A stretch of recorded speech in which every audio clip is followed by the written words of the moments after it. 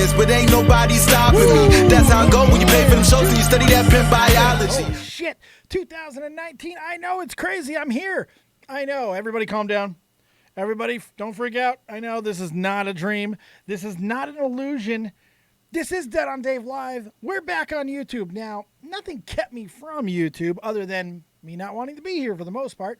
Time, all kinds of stuff. And if you've been following me on Twitter, and if you've been over with me on Twitch, you already know this. You've been watching your copious Lord each and every single day do all kinds of stuff, and you know basically what's going on. We will talk about some of the things that's been going on with my personal life in a little bit towards the end of the show if we get callers on it. However, we got a lot that we're going to get into today. It is going to be mainly a wrestling-related show, but considering what is happening in the world, I think, or at least in our spectrum, our world, I think the only thing that is right to do, especially after being gone as long as I have from the YouTubes, is to open very quickly, briefly, and not get too grandiose, and especially try not to get too soapboxy on the entire Etika situation. Yes, if you don't know by now, I think it's very fair to call him legendary streamer.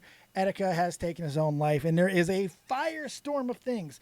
We know what happened, but to me now, it's the story that's developing that has been my worry since the beginning. First and foremost, thoughts and condolences.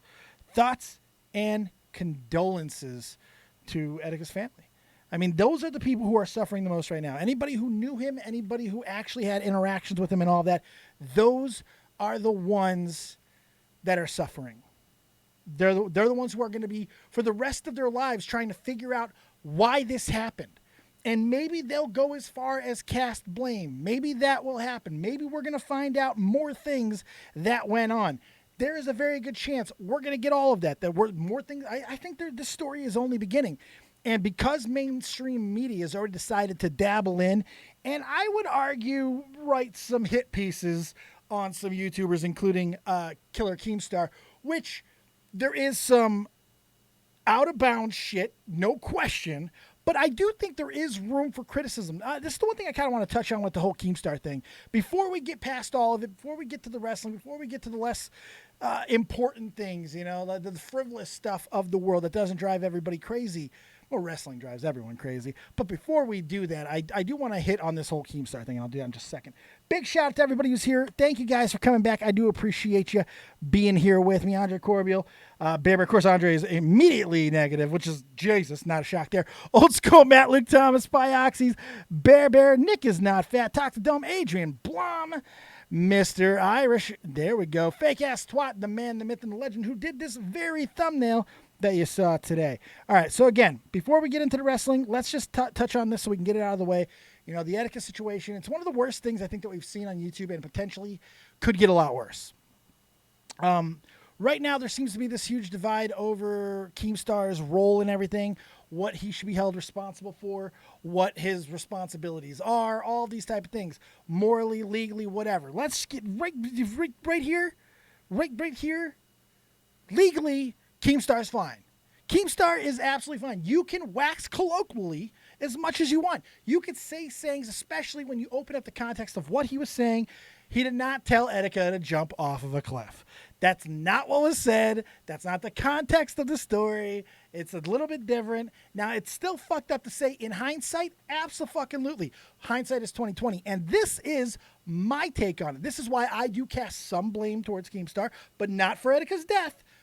For being an asshole. Plain and simple. That's the way I look at this. Look, what Keem did was fucking disgusting. Having Etika on the show, regardless of if that's what Drama Alert does or not, it shouldn't be. You know, I think we can come to the point where, Jesus Christ, should we be advocating? Should we be okay with the fact that we're having people who are shutting down New York City blocks, getting psychologically evaluated, and the first thing they do is go on fucking Drama Alert? I don't understand. I can understand from Etika's side because obviously he was losing it. But as a business owner, as somebody who has something to protect, has something to covet, and all of this, Keemstar, like he has, bringing him in is almost lose-lose. Yeah, you're going to get some funny clips. You're going to get creamy, dreamy, Keemy. But now, But now this is what you deal with. And I have some sympathy for Keemstar. I probably empathy, not sympathy, because any of the backlash, really, they're his own words. Now, whether people are construing them or using them for targeted or whatever, that goes without saying, and that is completely off the subject. The fact is, he said what he said, and he has to live with that. He has to live with it for the rest of his fucking life. Yeah, regardless if he'll ever be blamed or any responsibility towards what happened to Etika, you have to fucking understand that Keemstar's got to feel like absolute shit over this entire thing. Deep down, especially considering he kept doubling down as the days piled on. But, again, I don't have any sympathy for the backlash that he's gotten over it, because how many chances does the motherfucker need? How much benefit of the doubt can anybody get? Keemstar, in my opinion, his benefit of the doubt ran off a long fucking time ago. And the fact that we have the situation that we're in now, where he's now going to be targeted, and people who have been on the opposite side of Keemstar are now obligated to come and defend him in these realms, I think some of it is completely good, and I think it's completely warranted, but I do think some of it's a little bit misguided.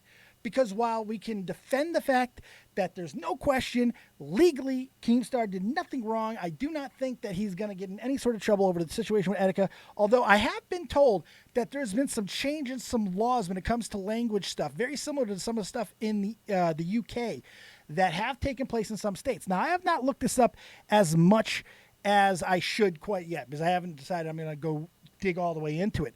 But there is some possibilities that maybe can cause them some strife down the line. I don't know. We'll see. That's not my realm. It's not what I do.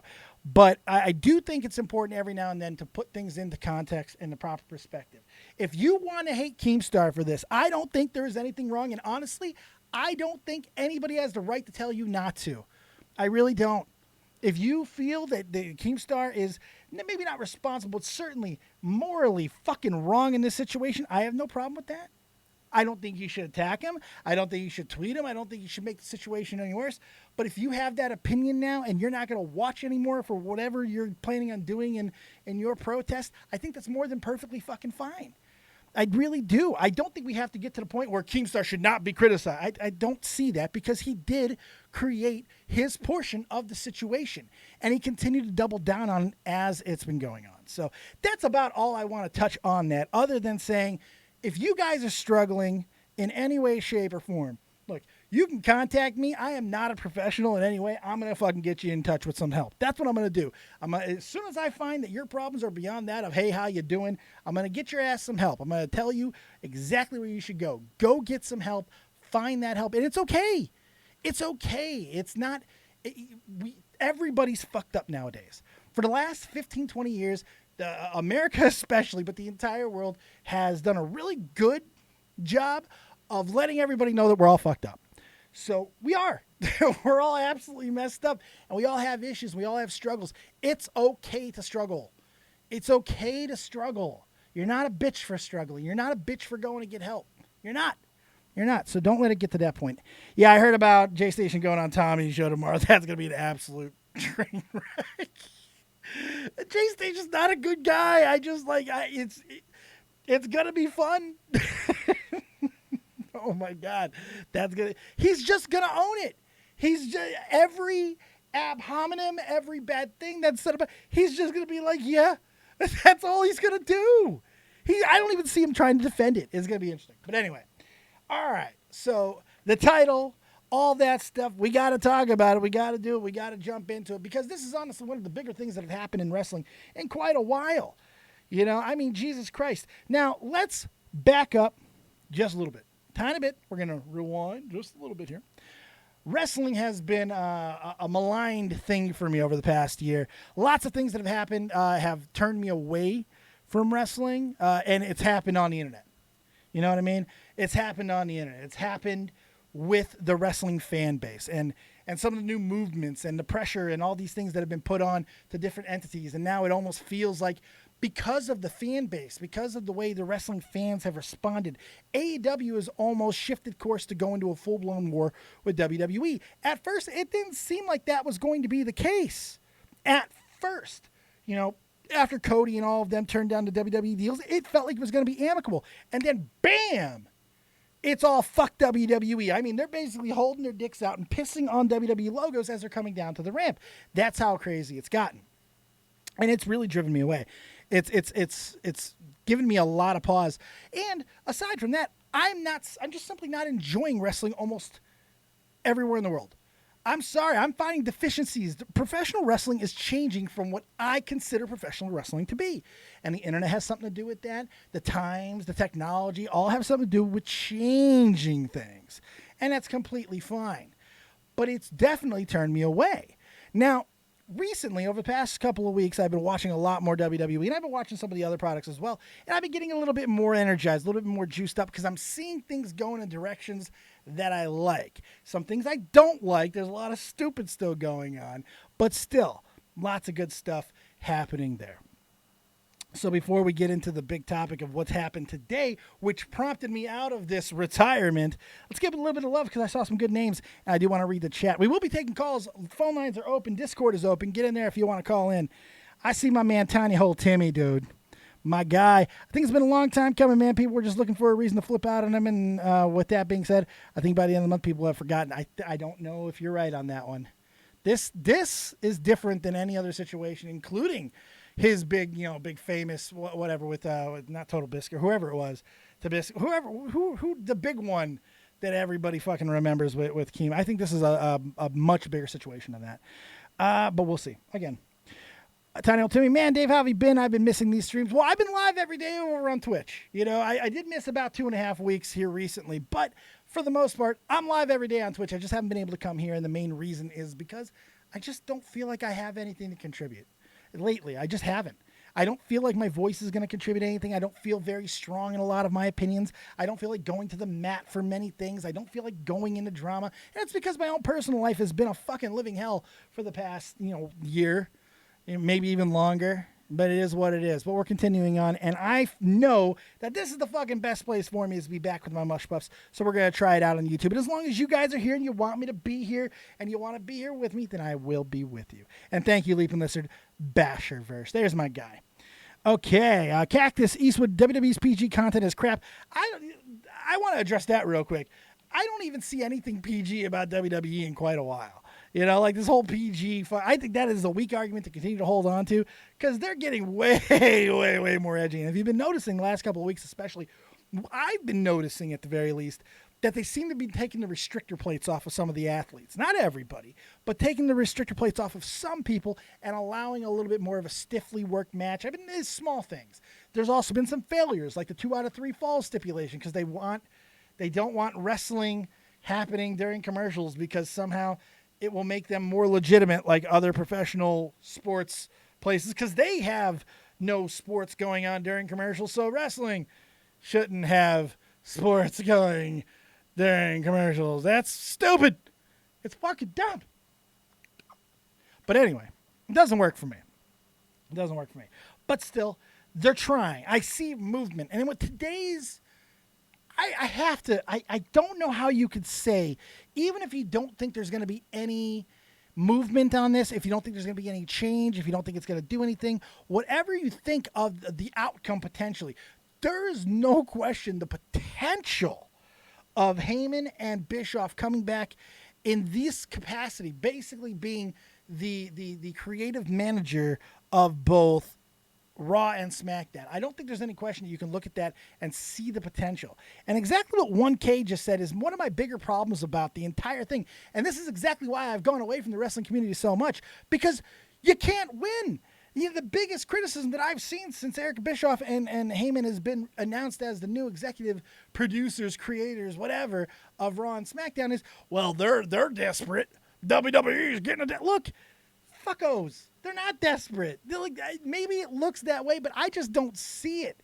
The ratings have been still shit, but it's down everywhere. And we can have these same arguments all the time about if ratings matter and if they don't. It doesn't really matter. But what does matter is stuff like, I don't know, NXT 205 Live still getting a whole hell of a lot of fucking news and putting out great products all over it. And they're touring very well as far as I understand. On top of that, you have a lot of good movement in ring, and I think that's the basis of what we need to see happen. But if you're not going to allow WWE to do anything without immediately shitting on them, you're not giving it a chance to succeed. And I think that's been a while now for some fans. And I think it's about the 50 to 100,000 hardcore like AEW fans. And I don't even think it's that much. I think that's probably way too big of a number based off of the pay-per-view buys and stuff like that. But we've had this constant, nonstop stream of anti-WWE news. And if you're going on the dirt sheets, especially Wrestling Inc., where by far it is the worst that I've seen, Mark Middleton has an axe to fucking grind for WWE like I have not seen in a long time, boy. Woof. Like JD from New York doesn't have as big of an axe to grind against WWE as Mark Middleton seems to. There's articles that are coming out that are some of the stupidest things that I've ever seen. I've seen Mark Middleton use titling to implicate WWE in stories where WWE isn't even fucking mentioned. You know what I mean? I see you, Nick Diorio. What's up, Eats baby? I see you. It's so ridiculous to me. And he did it again recently with the latest pay-per-view that just happened. It got 8,000, something like that, 9,000 pay-per-view buys, which is the historic low. It doesn't matter. They have the network. It's the most useless article that I've ever seen in my entire life. It's so stupid and so biased, so pointed. And the point of this is that's the problem. It's a campaign. It's a marketing campaign. It's just anti-WWE news 24/7 to the point where it's overshadowing even the good. If you can't find enjoyment from that pay-per-view that we just had on Sunday, I don't know what to say. Stomping Grounds was a damn good show. Raw was a damn good show. Raw was good last week, too. SmackDown's still shitting, but what are you going to do? I don't know.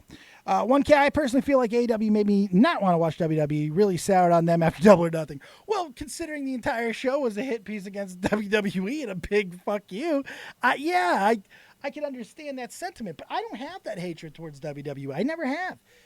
Because I don't think that there's inherently anything wrong with it. I just think that the biggest problem is that we've outgrown the product. And that's how we get to what happened today.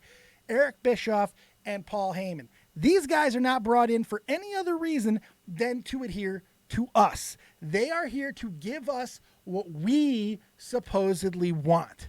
And it's going to be interesting to see if, A, they're allowed to do so, and B, if it actually works. Because this is a big announcement. I'm sorry, Heyman and Bischoff coming and taking over those two roles, it's a big announcement. No matter what happens from this point on, it is a big, big deal. And the fact that it's just been met with this is desperation. Oh, WWE sweating it.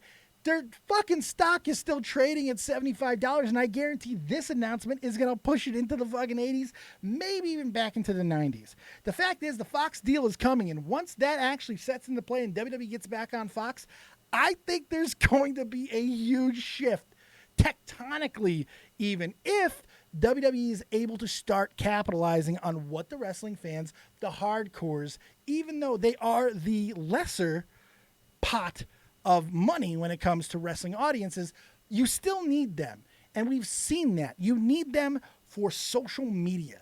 You need them to keep the heat off of the product. You can't have 100,000 lunatics all in the 30s with nothing else left in their lives other than holding on to the attitude era of wrestling. You can't have them rabble-rousing all the time. These are people like me with no fucking lives that just want to tweet and text and let everybody know their opinions. It's what they want to do all of the time. And they do it constantly, and they do it well. And they make a situation seem a hell of a lot bigger than it actually is. And it makes it very difficult to get anything accomplished. And it's what bothers me. It's been bothering me for a while. We've seen it really hard for the past 2 years. Once wrestling fans realize that they can actually finally really hijack segments, hijack matches, we've seen it nonstop. Now, hopefully, Heyman and Bischoff will be able to find ways to stop that from happening. That's what I'm interested in seeing what's going to happen.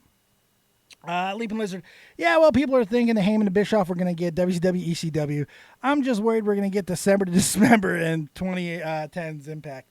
There is some things to worry in that regard, especially with some of the other people that WWE has recently brought back in.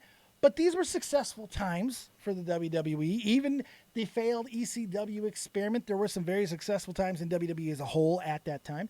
And I think with the talent that WWE has currently in the roster, in NXT UK, in NXT, in 205 Live, they can make a product that really can just kind of encompass everything and make at least enough people happy to where this doesn't have to seem like everything is a war.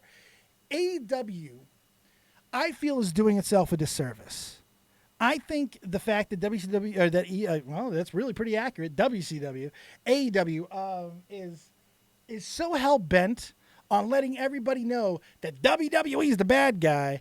I think it's gonna turn when they go to network TV and they have to start making concessions. If they grow big enough to get to a cable service where they have to start making concessions to advertisers, and they will.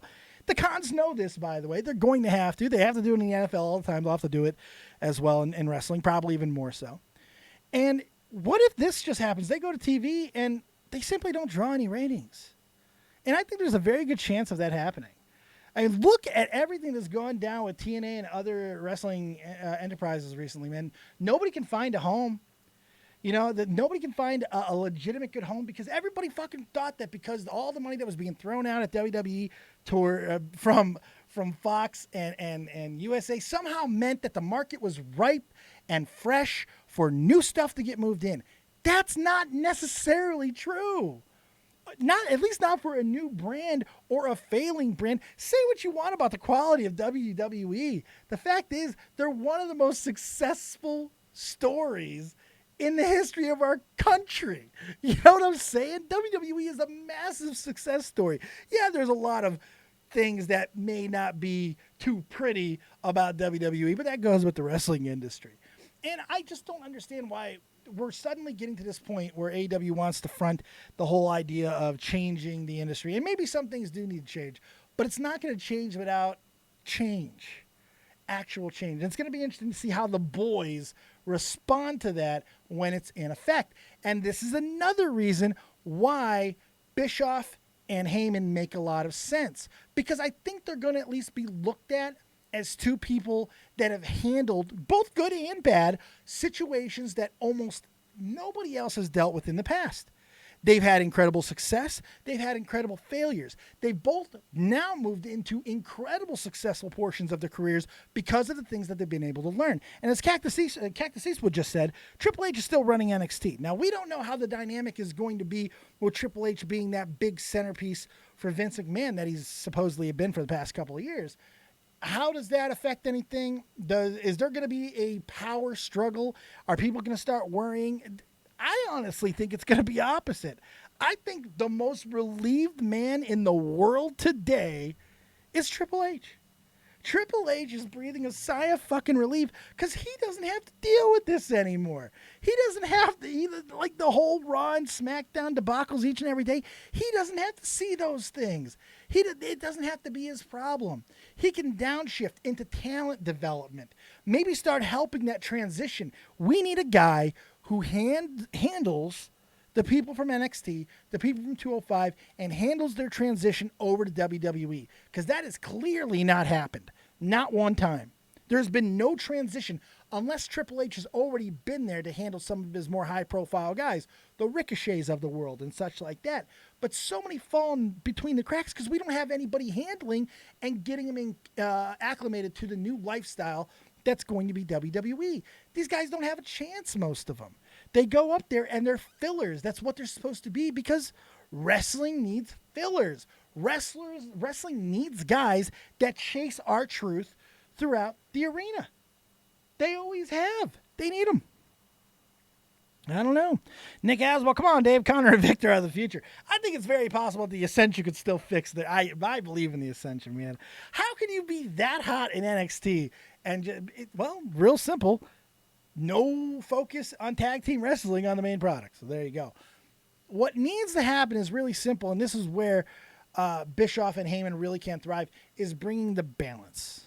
Bringing the balance to the product. And I'm hoping that's going to be happening. I'm hoping also, because they're on different networks and the money is going to be different, we're going to start seeing a different look between Raw and SmackDown. One of the best parts of the old days of why the brand split worked was for one fucking thing, and you guys know what I'm talking about. That fucking fist. That goddamn fist worked like gangbusters because it gave you a different feel. You still had that grittiness of Raw, the way that the set looked and everything, and the big lights and everything, and then SmackDown had that big fuck-off fist. And when they changed, they always had something else. There was always something to distinguish different. Now, it's just LED boards. Now, granted, that is way more cost-effective, but you've got to have a traveling set piece that just changes the look to make sure that we know that it's different. And Eric Bischoff has known that for the longest time because he tried to do this before with Thunder. Thunder had a completely different look, feel, vibe than Monday Nitro because it was supposed to be, for all intents and purposes, the NWO show. It was supposed to be their whole thing, or WCW show. One of the people were going to end up, one brand was going to be on Nitro, the other would be on Thunder. It's the exact same thing as that we've seen up to this point. Now, it's got to work out, or they have to remerge. And I think that because of the way that they have this set now, it'll work out that way. But even if they do, having a distinct different feel is not a bad thing. So Nick Aswell, do a gimmick where they snap and boom, Ascension are back. There you go. Cactus Eastwood, Vince is too old and not in touch with the fans, so it's better. And I still take a little bit of umbrage when people say that. You can't state that he's not in touch with all fans when he's clearly in touch with the kid fan base. He knows the same stuff that worked in the 70s, 80s, 90s, 2000s on children still work today. And Vince knows that. That is the cycling. That is the lifeblood. If you can't get that base, and in 2019, you have to be less edgy to have mass appeal to get that base, you're done. If you don't get it, you're finished. The kids are the ones filling up the fucking arenas. They are and AEW is going to have to come to this realization too.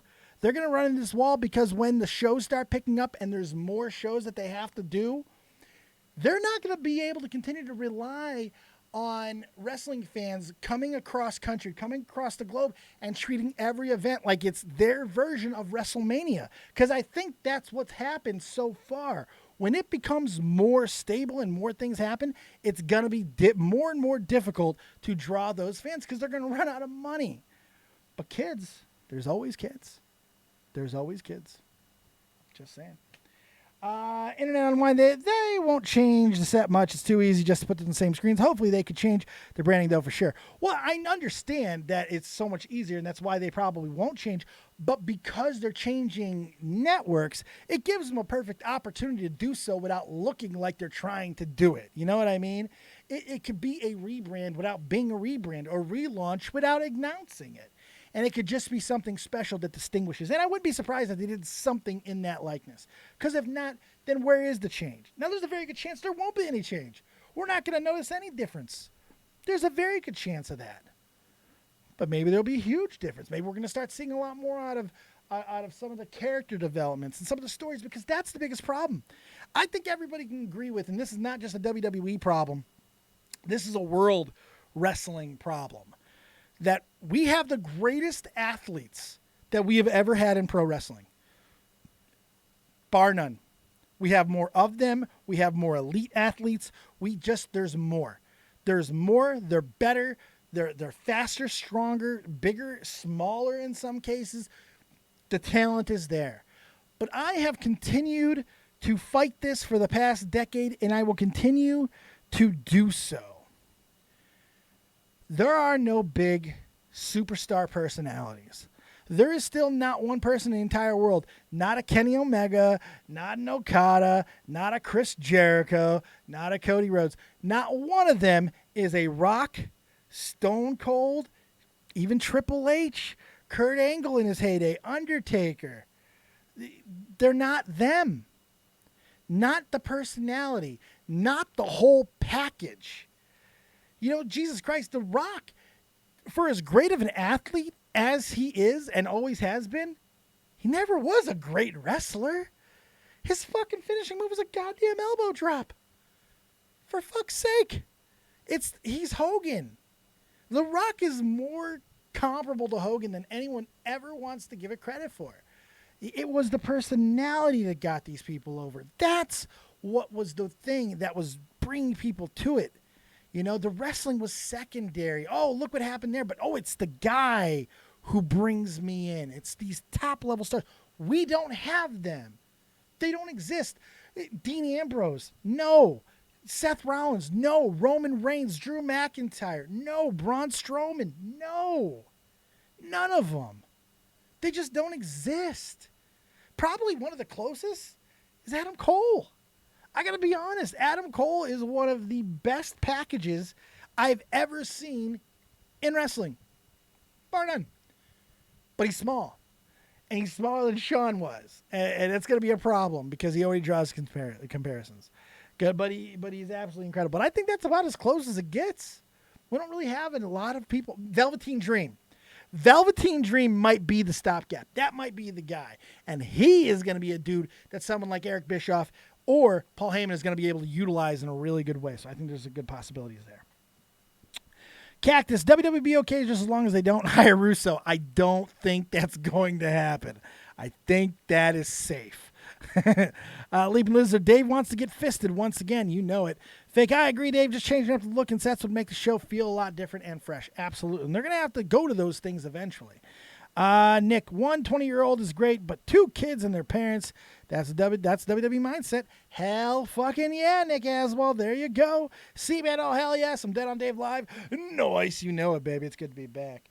Like a change to the ring makes sense, I think. I think that could work, but there's got to be a little bit more to that. Carl G, AEW should try holding an event in a city that's not hardcore wrestling, like Las Vegas or Chicago. Well, I mean, Jacksonville, you know, that's still a pretty big hotbed for wrestling, though, to be fair. Yeah, I think they're going to have to start going to those other locations, like to the Tacoma areas, and see if they could draw better than what WWE did over the weekend, because they drew like shit. They really did. Lack of good stories for me, really good in ring. The stories come from the person telling the story, though.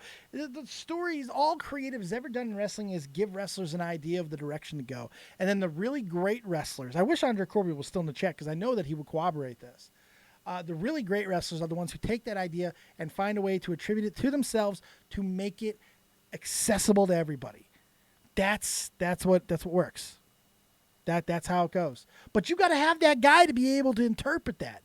You know what I mean? You got to have that guy who's able to see that vision and find. You got like the Stone Cold stuff, the Mankind stuff, the Undertaker. These are perfect examples of creative ideas that would fail for 99% of the people that it's pitched to, but it's the person who's able to make the connection. We still have those issues. We really do. And that's not just a WWE problem. It's just not. Leaving Lizard, the problem is Vince has stated that he doesn't want another Rock or Cena. He wants the whole roster to shine equally, but that's impossible. And I know that he has said that, or at least there's been reports that he has said that and things of that nature, but I don't know he's never going to turn down a possibility of having a super over top guy. I think that more comes from, I don't think he thinks it's possible.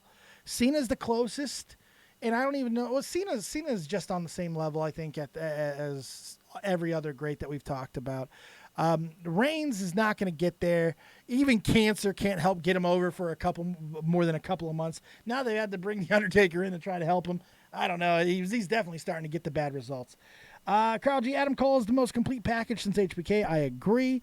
Baber, I think Dream, Cole, and MJF are going to be the megastars of the future. Honestly, maybe even Otis. Otis has got a chance, man.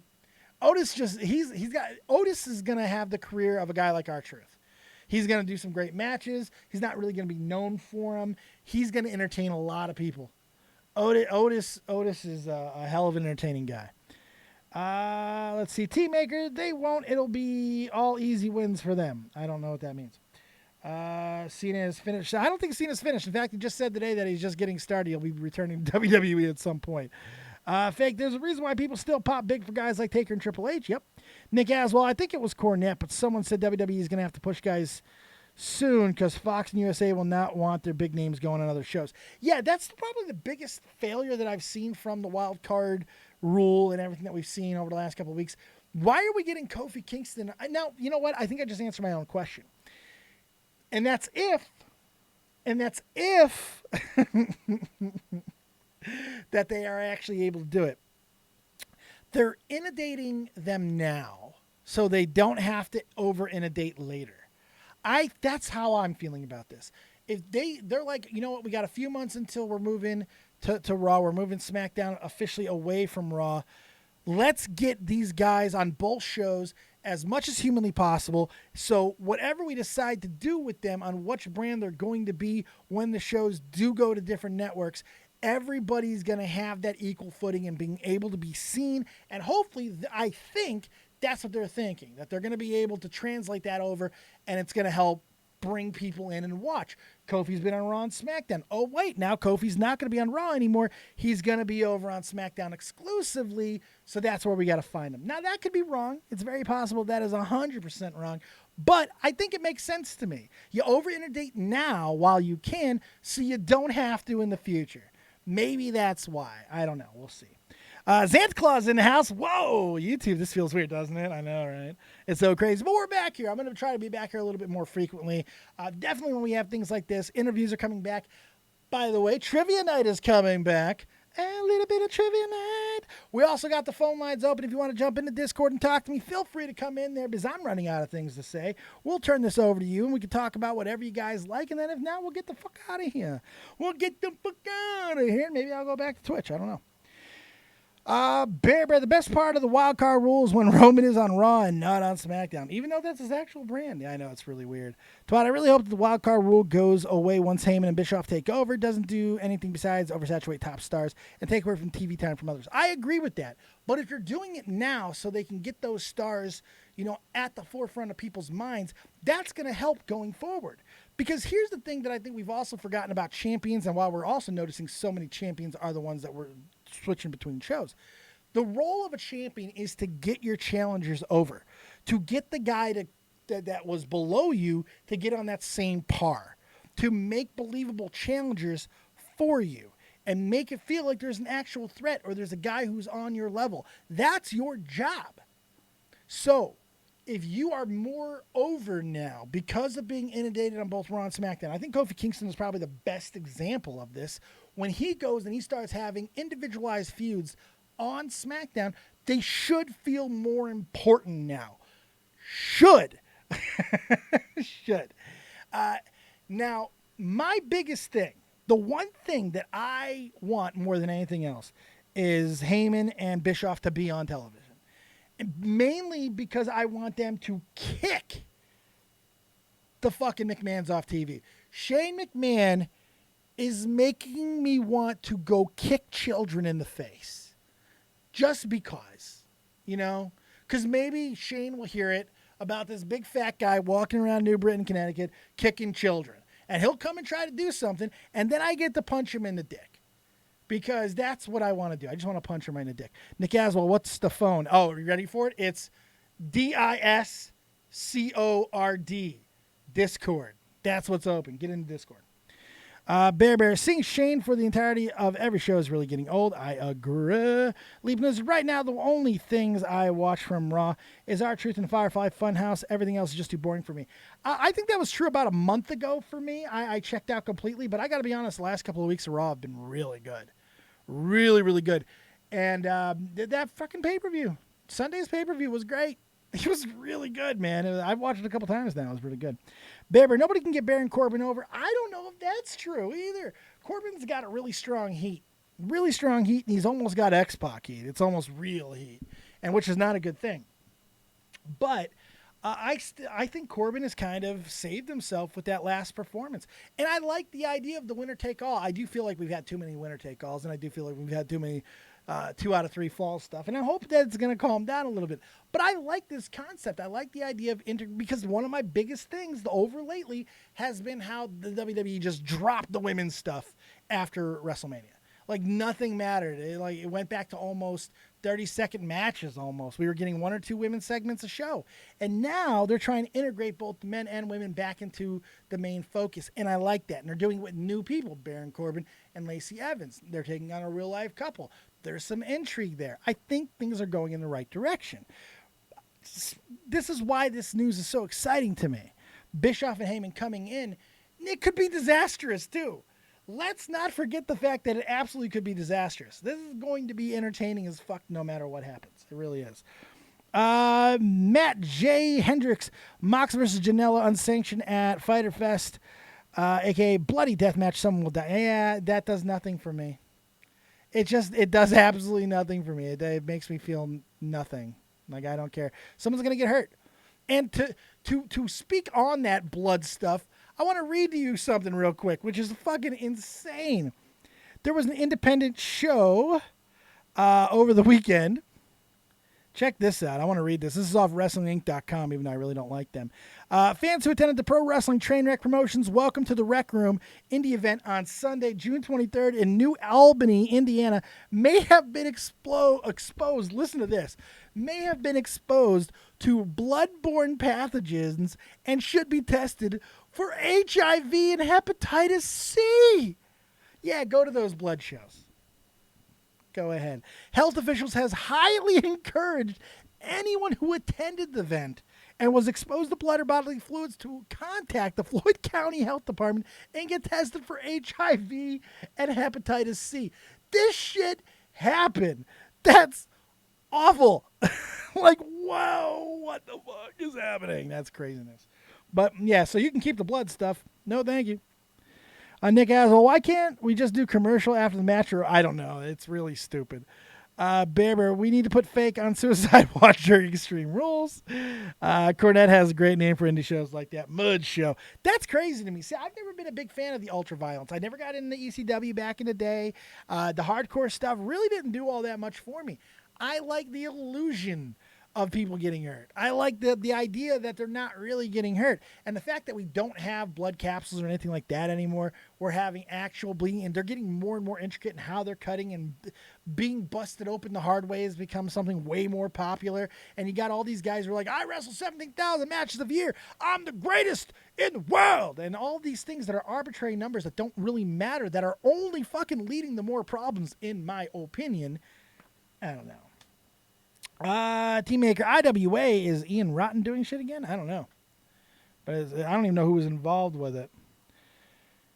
It's pretty crazy. That's one of the crazy. And this is something that happened in Indiana, probably Pawnee, Indiana. It looks like Sunday event was a re-debut for the promotion. A video embedded above is a series on their YouTube. It doesn't really say exactly what. It doesn't say who was. Jesus Christ. But John Glenn has there's a guy by the name of John Glenn at the very least. I want to release a statement letting everyone know that all of our guys are tested before they perform for us. I know this is going to be all over the place. And yes, I've seen the article. I understand people are upset, but all of our talent is clean. So they're saying that there's really nothing to worry about. So I don't like that. I don't like when you have somebody who's in charge of the promotion saying one thing and other people within the promotion are telling the public to go get tested for the HIV. That's not good. That's not good. That's a bad thing. Let's see here. So wrestling has gotten so bad, it's literally giving people AIDS. Yes, it is. Well done. McCott, I think blading should go away. We all know it's scripted. Just use fake blood. I don't even know about that. I don't like the fake. I never liked the fake blood either. I think blood is something that should be really rare in wrestling. I think it should just be a rare thing. That's my personal opinion of it, because we know that once you punch somebody one time, they're going to bleed. That doesn't happen in wrestling. So there's no point in it anymore. You know, they're throwing 75, 80 punches and kicks a match, and no one bleeds. But yet, whenever somebody wants, then bam, the blood works. Come on. It just doesn't work like that anymore, man. I don't know. And, the funny thing is, for as much as I'm not a big fan of all the blood and gore and all that, watching two of my all-time favorites bleed was one of my favorite things, Shawn Michaels and Ric Flair. They bled in the most dramatic, magnificent ways, man. But every time they did, man, you fucking connected. It was never a wasted blood. There was not a drop that just, didn't really matter. It all told a story. It all fed into it, Nick says, AEW will fail, unfortunately. They keep saying wins and losses will matter. Someone always has to lose. So a lot of Bray Wyatts in 2017 running around. Yeah, there's a lot of the things that AEW are saying that they're going to be able to accomplish that I just don't understand, that I don't think is going to work. But I do think the biggest reason why AEW is going to eventually fold, and it might be a long time, will be because of the fact that they can't let go of WWE. Stop making it about WWE. Make it about AEW. Don't chase, just be. Mark Parrish, Heyman and Bischoff controlling each other brands that made them what they were in WWE is hilarious to me. It is actually kind of funny. I like that. I like that move. Fake, hopefully Taker drops Shane on his head so we can fuck off television for a while. It looks like The Undertaker's going to be hanging around for a while. Hopefully Shane will be given the heave-ho, but I just read that The Undertaker has already put out a list of potential talents that he wants to fight. Now he's calling his own shots. After the Goldberg thing, they're saying, all right, Mark, go ahead and you can tell us who you want to wrestle. We're not going to force you to wrestle Goldberg ever again. Don't worry. We're really sorry we did it. We apologize. Please forgive us. Pick whoever you want. Apparently, he picked Drew McIntyre. So start seeing something with Drew, and maybe this is the whole reason why he's even here. Now you know why. Nick, Cody versus Dustin proves it still works with blood. I never said it doesn't. I just don't think it does all the time. And I honestly think that the Cody-Dustin match would have worked just as well without the blood. I do. And in watching that match back a couple times, the wrestling was not as clean in that match as I thought it was the first time I watched it. That match just went down in rating for me a little bit, and it was the only really, really, really, really great match of that pay-per-view, in my opinion. And now that's come down for me a little, so I don't know. Team Maker and New Albany, and he worked at Taco Bell and Floyd Knobs, and I saw him working behind the counter and left. That was a smart move, dude. That was a smart move, buddy. Kyle G, SummerSlam, the biggest show of the summer. Universal Champion Seth Rollins versus the greatest flip-flopper Will Ospreay. Let's talk about that for a second. Since I don't have anybody in Discord waiting to call, let's talk about the Ospreay Seth Rollins thing. This is one of the weirdest ones to me, and it's another one of another example of the clear hate train against WWE. So Seth Rollins puts out a pretty fucking innocuous tweet, I think. He's the champion of Raw, and he puts out that WWE is the best wrestling on the planet. Not a big deal. Not a big deal. There's no one alive that's better than, yeah. And Will Ospreay says something, well, I'm still alive, and of course wasn't much, but speaks volumes. Speaks volumes. You know what you're saying when you say that. When you go to somebody else's thread and you make a contrarian remark, you're doing it to get attention. You want him to give you attention, and it's exactly what Seth Rollins did because he dropped the Ricochet hammer immediately, which, by the way, is also accurate. And this is coming from a guy who actually likes Will Ospreay. So then Will Ospreay starts talking about numbers, about how I've wrestled more matches than you, Seth. Look how many matches I've wrestled this year. Like, that is somehow some sort of an impressive fucking number. Like, there's something impressive about putting your body through more fucking rigors, more stress, more pain than Seth. So Seth comes back with a number that I think matters a little bit more. You want to compare numbers? Let's compare bank accounts. And everybody went off on Seth. Oh, you're just bullying him now. Shut the fuck up, you pussies. Everyone. I don't care if you're in here. I don't care if you're my friend. If you were attacking Seth Rollins over that Will Ospreay thing, you are a pussy. Big, flabbity fucking vagina. Big, gigantic labia on that motherfucker too, okay? Big one. Big one. But it's impotent. That's right. It can't have orgasm, so you're a useless pussy on top of that. And I'll tell you fucking why. Because he put himself in the situation. And Seth is obviously cutting promos. This is the wrestling industry, kids. I don't want to hear this thing. Oh, you're so arrogant, Seth. Fuck you. Okay, fuck you. Will Ospreay waltzed his little flip-floppy ass over that conversation, and it got dealt with. That's what happened. You know why? Because Seth Rollins probably isn't even controlling his own Twitter anymore. Becky's got that shit on lock, son. Becky got that shit on lock, son. All right, let's go back to the chat. Mark Parrish, HBK, Flair, and Eddie gotta be the best blood sellers of all time. I can agree with that. Blood isn't needed at all, says Fake SWAT, especially excessive amounts of blood, only use it when it's called for. Intense feuds, it'll heighten that match more because of how rare it is. Exactly. Terry, hey, Dave, and Gorgeous Mushroom, what's going on, Snow Queen? Bear, Ospreay isn't hating on WWE. He's taking offense to someone saying they're better than him when Will is definitely better than Seth. For one, Will isn't better than Seth. Will might be a better athlete than Seth, but that's a ridiculous statement, Bear, and I kind of want to slap you for saying something so stupid. And I like Will Ospreay. Seth Rollins is magnificent. He is a total package wrestler. He doesn't have the character of a Stone Cold or a personality of The Rock or anything like that, but in ring, I'm sorry, boy chick, he is clean. And Ospreay, I just don't see it. I see the same match out of Ospreay all the time. I see the same flippy-dippy moves. Yeah, he's added a couple more technical aspects, but I'm not seeing anything that magnificent from the guy that puts him on the same level to be able to get in that fucking conversation and then play victim. I don't have a problem with Ospreay getting involved.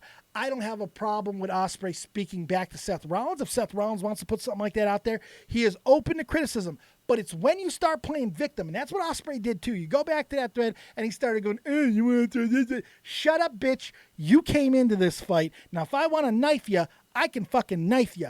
There's no rules. This is a fight. You came walking in. Fuck that. I'm sorry. I disagree. Mark Parrish, have you already touched on Kenny Omega deleting his tweet comparing WWE to Streaming Evolve to what they're doing, that charity pay-per-view fight for the Fallen? Yeah, it's another one of those things that drives me crazy, right? Because I get that this fighting for the Fallen is a wonderful charity thing. I think it's great. I think it's a wonderful thing. I'm glad that AEW is doing it. I have a little bit of an issue that their third event is going to be a charity thing. I think that they are taking a little bit of advantage of the situation, which is okay. Which is fucking-K to do. I don't have a problem with it. Until you start bitching. WWE has had a long history with Evolve. I think they've already streamed some Evolve events before, so this is not like the first time it's ever happened or anything like that. I don't think it's all that big of a deal. They've worked with Evolve. They're trying to help Evolve's big thing. And yes, they're also trying to take a little bit of steam out of AEW. And I think that's going to come off petty. I do. And it is a little bit petty. But I don't think it's saying, fuck you to gun violence. And I also think that the fact that Omega deleted the tweet, which I'm sure he didn't do of his own accord, is indicative of maybe they're not going to be as edgy and unloaded and crazy and never stopping as we thought they were, because somebody told Omega to take that shit down. And if you read his fucking second comment explaining the taking it down and stuff, that was a man who definitely got a talking to. I'm just wondering from who. Because if the cons are coming down already, being like, man, you can't start saying blood money and stuff like you're associated. I'm a billionaire too, motherfucker. I can already see the writing on the wall, man. I really can. But I do understand why the anger would be there, because it is a little scummy. It is a little bit scummy. But from what I understand, the dates were pretty close. Here's the thing. Here's a key important part. We don't know when WWE and Evolve agreed that it could have been a year ago when WWE said, whenever you want to do your 10th anniversary show, we'll provide talents. That's what it sounds like. And then fucking like any other wrestling promotion, Evolve's like, hey, when is another big event happening? Oh shit, that big event at AEW. There's going to be a lot of people talking about wrestling. Oh shit, we could have WWE guys here. This could be the biggest event we've ever had. That's the logic. I don't think it is, well, fuck the gun violence stuff. I'm going to fuck all over this charity. And if WWE is really smart, they would take a portion or they would match if WWE is smart, if there is one brain in Titan Towers right now, they will put out a statement before the event and say, we will match dollar for dollar everything that AEW gives to gun violence charities. If they were smart, that's what they would do. Because it takes the wins out, but they'll still get shit over it. They're still going to get shit. There's no win. You can't win. WWE sucks. Indies forever. Fuck you, Vince. That's all it is. That's all it is. There's no actual thought to it. Most people don't even watch the product anymore. The ones who are complaining the most, they don't watch it. They're not watching anymore. They have no idea what's going on. It's crazy to me. It really is. So I don't know. Cactus Eastwood, is Ospreay and nobody like Dick Boy Joey Ryan? No, he's actually good. Ospreay is fantastic. He is a great wrestler, man. He's just not Rollins, man. Mark Parrish, Rollins can wrestle multiple ways. Absolutely. Bear Ospreay is already a legend in Japan. He's a legend in his own mind. I would say that. I know that the Japanese culture really loves Ospreay. I know that. But it doesn't really necessarily mean all that much to me, especially when I'm watching the matches and they're not really doing too much to me. Leaving Lizard, I have no idea who this Ocean Spray dude is. Ride the wave. Cactus Eastwood, seriously though, why does Joey Ryan have fans? That's a really good question. Because there's an ass for every seat, my friend. Because there's an ass for every seat. Fake ass Spot, Ospreay came off as such a fucking loser during the exchange with Seth. Do you see the t-shirt he made? It's of him posing in front of the words, little freaking guy, burn Twitter down. What a and then it goes and monetizes it. Oh my God. Then the little bitch complains about money and then monetizes the fucking situation for a t-shirt. Oh, the hypocrisy. Oh, I love it. What a little bitch. Oh, so he's going to make money off of fucking Rollins' name. What a bitch. Oh, bitch card. It's over. It's TKO, technical knockout. You're out of the fucking building, Osprey. You're a bitch. Congratulations. And I'm sorry if my boy Pav is here. That's a bitch move. To complain and talk about the fucking money thing. What a bitch. Oh, bitch move. I love it. Okay. Bear, Seth calling him little guy. Yeah, he calls him little guy. He's small. Who gives a fuck? And we're taking it and making money off it. No, it's not. It's hypocritical. It's hypocritical. He played victim. He played bitch. No, it's stupid. Get the fuck out of here. Nate, I've been doing this a long time since I caught the show live. I don't care about wrestling. We just wanted to say, hey, I like that, Nate. Don't worry. This is not just going to be wrestling from here on out. Every show that we do is going to be different. We're going to have the co-host back. We're going to have different topics. Don't worry. It's going to be the old Dead on Dave that you already loved. Just a little bit different. You're going to like it. Omega is a big bitch, says Carl. I agree with that, too. I don't like Omega. You know that. Mark Parrish, I heard the Khan family actually has some type of relationship with Saudi Arabia, so I guess they had... Yay, I hope that's true. Cactus Eastwood, is Omega still wrestling blow-up dolls? No, not anymore. Omega insinuated WWE doesn't care about gun violence victims because they're airing a show at the same time as them. Wow, fuck Kenny, really, fuck him. I agree. Mark Parrish, Raw's been really good the last couple of weeks, and truthfully, I haven't hated the pay-per-view all year. Some of the pay-per-views have been really bad. The Saudi Arabia show was an absolute fucking disaster. But lately, I feel the whole product has improved, Mark. I really do. I feel like everything's been going in the right direction. I do. Let's see. Living Lizard. WWE is already too busy donating to Bonesaw violence. Kyle Lord. Dave, do you think... That's good. Dave, do you think that WWE needs to stop this wild card shit? It is really stupid. Need to get rid of it. I agree. Yes. I don't think it's really a need for it. But as we were talking earlier, there might be a reason for it. There might be a logical reason for it. And it might be because when they go to the network split, when they go to Fox, they're not going to be able to do this. They're going to have to keep the stars separate because that's what the companies are going to want. So you over-inundate now to get them bigger and more eyeballs on them on both shows, make them feel more important, and hopefully those eyeballs will translate and go with them to the new network. I think that's the plan. I'm not sure, but it feels like that would make sense. Or they just don't know what the fuck they're doing and they're just throwing shit at walls, man. That's a possibility too. I have no idea. Alyssa Stansberry, Eric Bischoff said, want to turn heel Roman Reigns needs heel turn or change your character. I'm so sick of this mixed reaction. We need Roman Reigns character. Turn on Seth Rollins. This is a story here. Alyssa, there's a couple problems with it. I just think that people are not going to give Roman or WWE the satisfaction as long as it still feels like Roman is the golden boy. I think no matter what they do, there's always going to be the same issue. There's always going to be that pushback. There's always going to be it, you know? I just feel like it's not going to change. I think Roman's got almost everything. He's got the look to be a good heel. I think the heel turn is coming, and I think that the better place for Roman is SmackDown, and knowing that Bischoff is going to have him, that could be fun. I could see him trying to use him in like a Scott Hall type of way, man. I think it could be a lot of fun. I think it could be a really good time. We'll see how it goes. Fake ass SWAT, Ospreay is a bitch confirmed. I agree. Hashtag exposed. You know it. Sean Slide, I don't look at it that way. He flipped it and making money off of it. And that's great that he's making money off of it. But I feel that if you're going to whine and complain about somebody else holding money over your head after you used an arbitrary number, like I wrestled more matches than you. What are you, a fucking hick? Well, Osprey, where the fuck are you from? Pawnee, Indiana, fucking in the UK? What the fuck? It makes no sense. And then you're gonna fucking take the reputation of another wrestler, use it to that t-shirt and go, fuck you, I'll make money now. That's a bitch move. It's a smart move.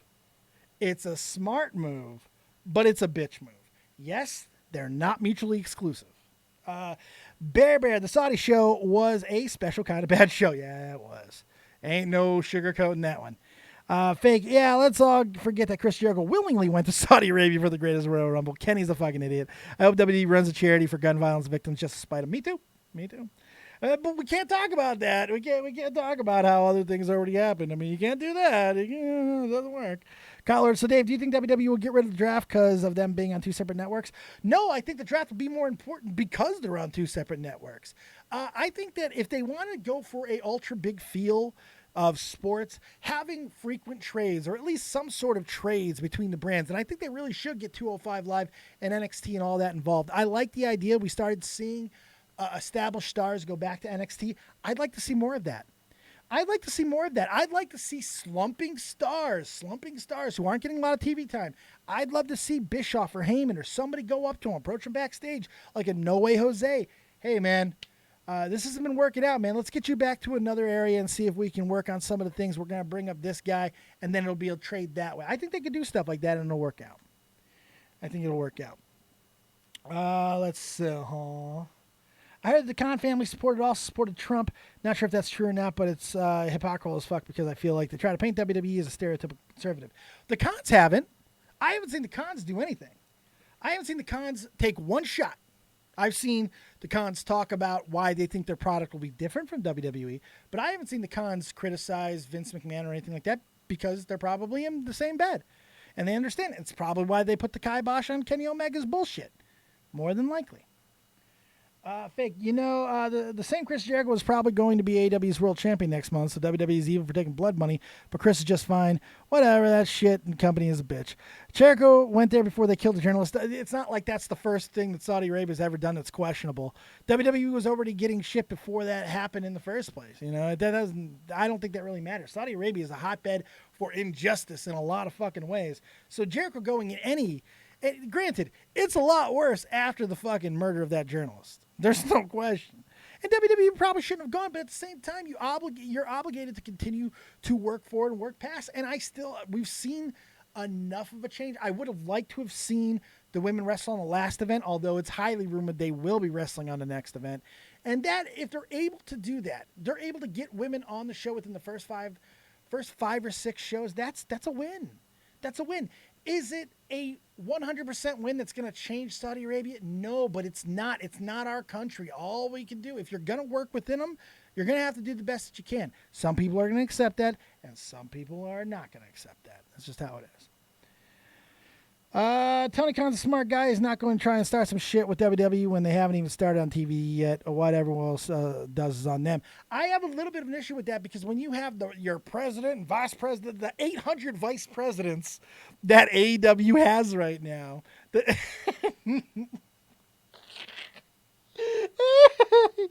all the executives that are all active wrestlers, by the way, that AEW has right now, they're not going to be controlled, man. But, I mean, the problem is Khan needs to, and I think this is the first step in that. It's fucking crazy to me. Oh, my God. Fake. Saudi Arabia's treatment of women and gay people was well known before the Greatest Royal Rumble to call WWE for doing business, but not Jericho for willingly going to that show is laughable. I agree. The Finn Pride picture from Saudi Arabia was super funny. Yes, it was. He was sweating bullets, I heard. Sweating, boy. Sweating. Cactuses. Well, Dave, what do you want to see Bischoff and Heyman change? Biggest thing, McMahon's off the television. It's very small things that I think need changing. The comedy is good. I think they can keep the comedy elements. I just think they need to be a little bit more gritty, a little bit more grounded in reality with certain... they don't have to overproduce the storyline to have an overproduction of quality. Does that make sense? The storylines can be simple and easy to follow. They don't have to be convoluted to be edgy. And I think we will see little bits of edge. And I think we have seen some edge come back to the WWE product recently. And I think we'll see more as time goes on. And I think that'll be the biggest changes. I don't think there's going to be any big tectonic shifting ways to how WWE does business. I don't think we're going to see a big reinvention of the wheel of how wrestling is done.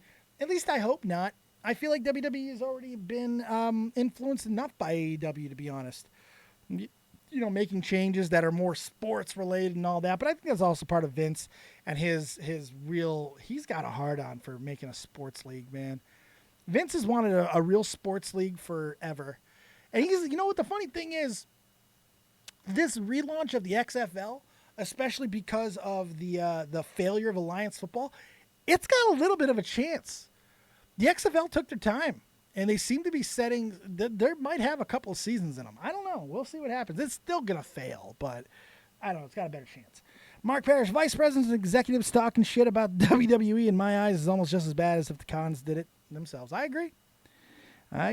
Bear, if they go back to a brand split, they do the 24/7 championship. Does it stay on both brands or they keep it on just one? I think you can really just make that decision however you want. I think you can change that decision depending on who's the champion, too. I like the idea of the 24/7 champion just doing whatever he wants. The television champion, whatever you want to call it. I think it's a good title to have, and it's working. I think that we need to have a little bit more matches. I like what they did this Monday with the multiple changes. I think we need a little bit more of that, and I think we need a little bit more clear action. I'd like to see that. Cedric Alexander did a really good couple of spots. I'd like to see a little bit more wrestling for that title to make that title feel a little bit more important. I think they could do that pretty easily. The only McMahons that's still on TV is Shane, and I think he'll be gone after Taker takes his soul. And I think he'll be gone after Taker takes his soul and digs his hole at Extreme Rules. So I think we're good, boy. I know that he's the only one, but Steph, she'll be back. She wasn't here that long ago. And Vince wasn't even on all that long ago. So I just want to see them all gone in general. Triple H, man, that's who I want to see. I just don't want to see any McMahons involved in the running of the brands at all. It's dead. It's over. It's fucking disco. All right? It's over. It's 85,000, bitch. If you don't like it, I'll kick you square in the nuts. And that's it. So there you go. All right. I'm going to give Discord one more look and close it down. No one's in there. No one is. Fuck you guys. Dave, give me a show. No one calls. Fuck off. Anyways, we'll be back at it tomorrow. I got some more topics, more things we're going to talk about. Lots of stuff going on. And if you want to help shape the future of Dead on Dave Live, tell me what you want to see. I want to know. Hit me up on Twitter at The Dead on Dave. Yeah, I think it's The Dead on Dave V or Dead on Dave V, one of the two. It's down below. Go check me out. Tell me what you want to see. Get into my Discord, which, by the way, I'm going to go over to for a few minutes. I'm going to go sit in the Discord chat and talk for a few minutes after this. Something I've been wanting to do for a while, something that I'm going to do now. So get up in there if you want to bullshit with your boy for a few minutes before I decide if I'm going to go back over to Twitch or not, which is a very good possibility that I will be doing. If not, you can check out everything that I'll be doing tomorrow and everything that we're going to be doing on a daily basis on Twitch and on YouTube. Trivia night coming back. Live chat with coming back. Talk shows, regular ones, coming back. Maybe not full-on YouTube drama. We will be talking about a lot of different things. And I appreciate you guys being here, supporting, and not forgetting about your good old favorite fat fuck, Dead on Dave. I'm going over to Discord. One of my mods, please put that bitch right in the comment section. It's also down below. Be there or be rectangle. Thank you guys very much. We will see you next time right here on Dead on Dave Productions. Keep it copious, folks. And remember, as always, if you don't have talent, have talented friends. Good night, everybody. Peace.